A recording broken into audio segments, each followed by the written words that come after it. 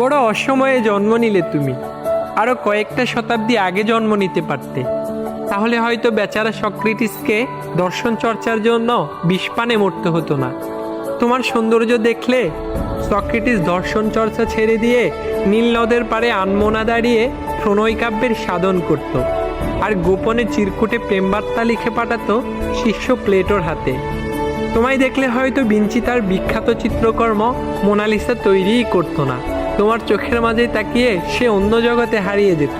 হয়তো তোমায় দেখে অতীত ভুলতো হেরোডোটাস। ইতিহাস ছেড়ে ভবিষ্যৎ নিয়ে হাজারো জল্পনা কল্পনা সাজাতো তোমায় নিয়ে।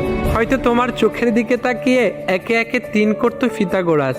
তোমার সঙ্গ পেলে হয়তো নিউটন আপেল গাছের নিচে বিশ্রামে যেত না, আর তৈরিই হতো না মুদ্রাকর্ষণ। শাহজাহান হয়তো তোমায় দেখলে তার বিখ্যাত তাজমহলটা তোমার নামেই উৎসর্গ করে দিত। এই সকল বিখ্যাত সময়ে না জন্ম নিয়ে তুমি জন্ম নিয়েছো আমার সময়। আমি তোমাকে হয়তো এই বিখ্যাত ব্যক্তিদের মতো বিখ্যাত কোনো কিছু উপহার দিতে পারবো না, কিন্তু আমার হৃদয়ে থাকা ভালোবাসাগুলোকে প্রতিনিয়ত তোমার মাঝে নতুন করে উপস্থাপন করতে পারবো।